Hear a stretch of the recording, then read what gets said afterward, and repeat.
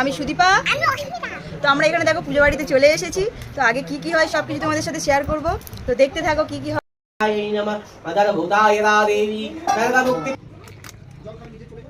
মামা